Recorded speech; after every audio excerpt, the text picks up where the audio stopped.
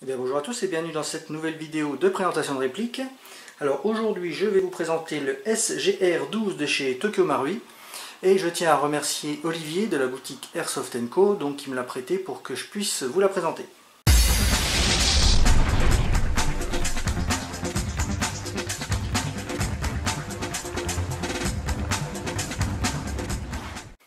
Alors on va déjà commencer par la boîte. Donc qu'est-ce qu'elle nous apprend? Donc que cette réplique fait partie de la série des Automatic Electric Shotgun et que c'est le numéro 2, le premier étant le fameux AA12. On a également l'info comme quoi il y a 3 cylindres, 3 canons et 3 hop-up variables. Variables, réglables bien sûr indépendamment. Ça c'est pratique. Qu'elle est capable de tirer en semi et en full auto. Elle dispose également d'un FET qui permet de vérifier si la batterie que l'on installe est correcte ou non. Il y a un voyant lumineux, je vous montrerai. En sachant que la batterie quand même recommandée, c'est plutôt des 8.4 en NIMH. Les LiPo, on va dire 7.4 éventuellement, mais c'est pas trop recommandé. 11.1, oubliez carrément si vous voulez pas tout flinguer à l'intérieur. De toute façon, le système ne le voudra pas. Donc, à part ça, un joli visuel de la réplique, comme d'habitude, donc chez Tokyo Marui. On va pas s'attarder plus que ça. Donc on va ouvrir la boîte pour voir le contenu. Alors déjà à l'intérieur du couvercle, vous voyez les pads en polystyrène comme d'habitude pour bien maintenir la réplique. Vous avez une tige de nettoyage des bourrages ainsi qu'une chargette spécifique. Ça honnêtement, cette dent, mais vous l'oubliez. Et vous avez bien sûr la documentation qui est dans une petite pochette zippée. Alors, il y a un pote qui a pris livraison du sien il n'y a pas longtemps, et quand il a vu ça, il a dit « j'ai l'impression d'acheter une nouvelle voiture ». C'est pas faux. Donc à l'intérieur, qu'est-ce que vous avez? Alors, vous avez quelques autocollants à placer éventuellement sur la réplique. Vous avez la petite doc habituelle de sécurité, des cibles comme d'habitude. Et bien sûr, la notice d'utilisation.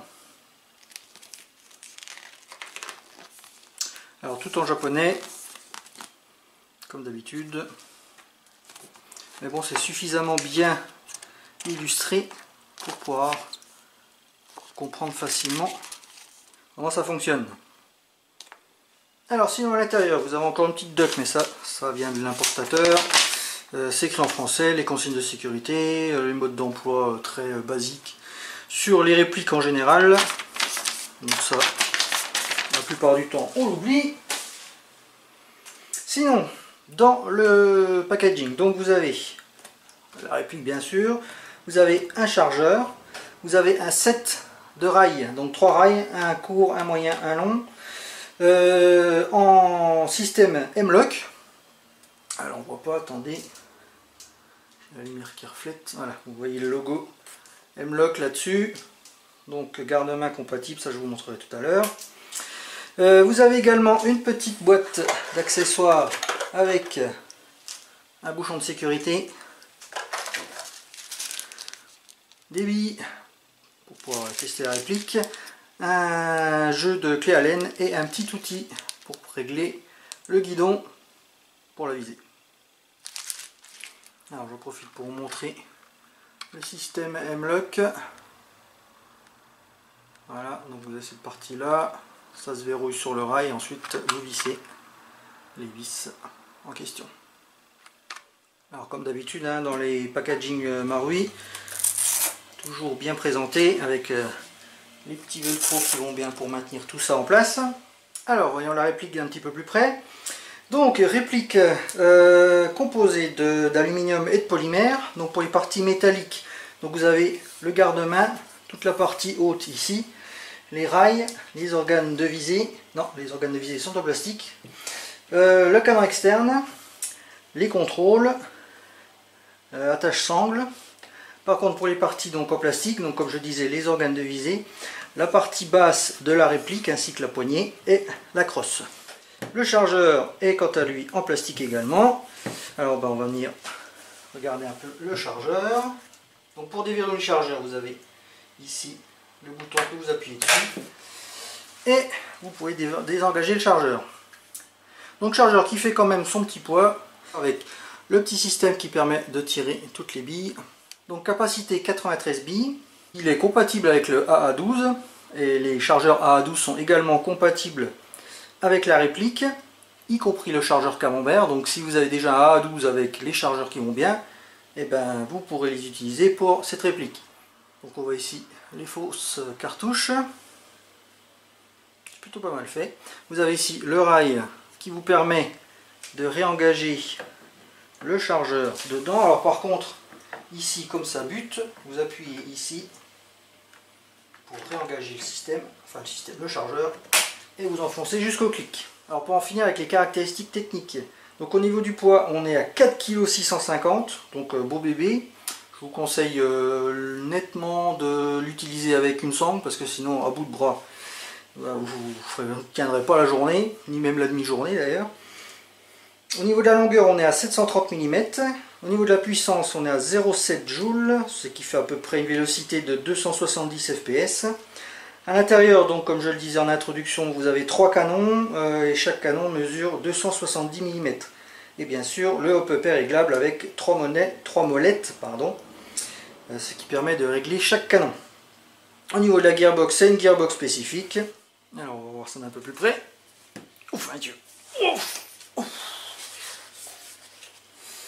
Alors, je suis pas dans le cadre, c'est pas cool, parce que c'est un beau bébé quand même. Donc, on va déjà commencer par le sélecteur de tir. Donc vous avez un sélecteur, 3 positions, donc sécurité, semi, full auto. Alors attention, hein, les 3 billes sur le S, ça veut pas dire que c'est un burst de 3 coups, hein. C'est un coup, mais 3 billes puisqu'il y a 3 canons. Donc le bouton d'éjection de chargeur, je vous l'ai montré tout à l'heure, voilà, qui se trouve ici. Vous avez un faux levier d'armement qui vous permet d'ouvrir une fausse culasse et qui vous permet de découvrir, je ne vais pas tout casser, ah. Attendez, je vais enlever le chargeur, ça me fait chier. Donc les hop-up, 3 hop-up réglables, avec, donc sur chacune des 3 molettes, ça vous indique quel canon est impacté par le réglage. Alors comme vous avez pu remarquer, la fausse culasse, lorsqu'elle est en arrière, elle reste en arrière. Si vous voulez la ramener en avant, il suffit de ramener en avant, puis de rabattre le petit idiot. Alors ensuite, les organes de visée. Donc rabattable en position basse, vous avez une visée basse, justement. Alors je vais essayer de vous la montrer. Avec un guidon et un cran de mire façon pistolet, donc visée ouverte. Ici, un cran de mire. Un guidon comme un pistolet, quoi. Et bien sûr, si vous remontez les organes de visée, donc là vous avez un guidon type aiguille comme la plupart des fusils d'assaut. Et ici, un œilleton. Alors un seul œilleton. Par contre, c'est réglable avec la molette qui se trouve ici. Avec des crans bien marqués. Et je peux vous dire que la molette est assez dure, donc les réglages ne risquent pas de se barrer. Et bien sûr, le guidon qui est ici, que vous pouvez régler avec le petit outil que je vous ai montré tout à l'heure. Donc qui se règle pareil de la même façon que sur une M4 par exemple. Mais bien sûr, comme vous n'aimez pas les organes de visée mécaniques, vous avez un rail à Picatinny sur le dessus qui va vous permettre de mettre une optique, parce que je sais que vous aimez bien ça. Alors, au niveau rail, justement, vous en avez encore un petit ici qui va vous permettre de mettre éventuellement une lampe, une poignée, et bien sûr les rails qui étaient fournis avec. Donc sur le système M-Lock, donc rails qui peuvent se fixer sur cette partie là, d'un côté comme de l'autre. Alors les organes de visée, je ne l'ai pas dit, mais vous pouvez les enlever. Vous avez une vis ici, pareil ici. Vous avez également des attaches sangles un petit peu partout, donc on a en métal. Je vous conseille vivement de les utiliser, parce que vu le poids de la bestiole, là je peux vous dire que depuis le début de la vidéo, j'en chie comme un russe, comme on dit. Bon, faut dire aussi que j'ai des bras en mousse, alors bon, ça aide pas. Alors, concernant l'emplacement de la batterie, alors je vous en ai pas encore parlé. Alors avant de vous le montrer, ou plutôt si je vais vous montrer où c'est avant. Donc ça se met au niveau de la crosse, Alors j'espère juste que je vais pouvoir vous le montrer. Donc ici vous avez un espèce de bouton. Je sais pas si vous voyez, voilà, ça bouge ici. Et donc quand vous appuyez dessus, essayez de rester dans le champ, ça déverrouille. En fait, il faut bien appuyer par contre. Ça déverrouille la plaque de couche. Et aussi. Et là je suis avec la frontale pour que vous puissiez voir l'intérieur. Et donc à cet endroit ici, vous avez une petite LED rouge. J'essaierai de la marquer sur la vidéo en même temps, juste sous la vis qui se trouve ici. Et donc si ça éclaire en rouge, ça veut dire que le système n'accepte pas la batterie que vous mettez. Donc les 11.1 LiPo, vous oubliez. Si jamais la batterie est un peu faible, il va vous le dire aussi. Donc globalement, mis à part les batteries, donc les 8.4 INI-MH de ce format là, donc 7 éléments, hein, c'est à peu près les seules batteries qui rentrent. D'ailleurs, si vous regardez bien au niveau de la plaque, vous avez juste l'emplacement. Vous avez des petits ergots ici qui vous permettent de bien caler la batterie. Donc c'est vraiment fait pour ces batteries là. Bien, alors la notice est heureusement là pour nous aider. Donc comme vous pouvez le voir, vous avez vraiment une façon bien particulière de mettre la batterie. Donc regardez bien comment c'est foutu parce que ça va vous aider. Donc voilà comment doit être positionnée la prise. Donc vous avez deux ergots pareil qui vous aident. J'espère que vous voyez bien. Et ensuite il faut ranger le câble bien en dessous ici. Et vous pouvez positionner la batterie comme ceci. Il n'y a plus qu'à mettre la plaque de couche.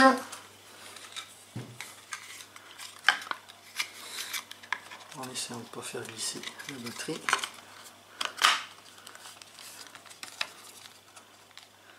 Appuyez sur le petit bouton. Et on y est presque. Donc il a fallu que je sorte du cadre pour pouvoir mettre la plaque de couche correctement. C'est quand même plus pratique quand vous avez un petit peu d'appui. Puis c'est un petit coup à prendre, mais en regardant la notice et puis là j'ai ressorti 2 ou 3 fois, après c'était beaucoup plus facile à mettre en place. Mais il faut se mettre bien correctement, là derrière la caméra c'est quand même pas pratique. Donc voilà les gars, hein, s'il y a des notices qui sont faites, c'est pas pour rien, hein, c'est pour les lire. Donc maintenant on va voir ce que ça donne. Yop. Donc on va se mettre en semi. Ouais, ça tape fort. Hein. En full.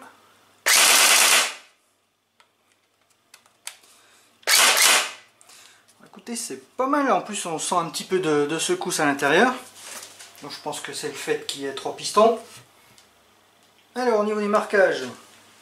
Donc des marquages plutôt propres mais pas réalistes, mais bon, on va pas trop s'attarder dessus, à part le petit modèle, donc le M-Lock, voilà, SGR12, Full Auto 12 Gauge, bon, simplement peint, propre.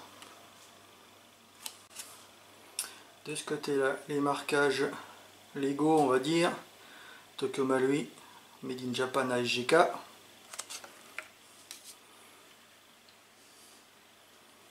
Petit truc aussi. TM Japan, Tokyo Marui donc. Donc voilà, au niveau marquage, il n'y a pas de roman. Hein. Alors je n'ai pas précisé, un cross pas réglable, cross fixe donc. Quelques détails sur le garde-main. Ici vous avez un tube qui ressemble vaguement un système d'emprunt des gaz à l'intérieur. Sur le dessous, vous avez aussi le système M-Lock. Et bien voilà, cette vidéo est terminée. J'espère qu'elle vous aura plu. N'hésitez pas à commenter, liker et à vous abonner comme d'habitude. N'hésitez pas non plus à aimer ma page Facebook Balbuzard90. Je tiens encore à remercier donc Olivier de la boutique Airsoft & Co qui m'a prêté cette réplique pour que je puisse vous la présenter. Et sur ce, je vous souhaite une bonne journée et que Airsoft soit avec vous. Ciao!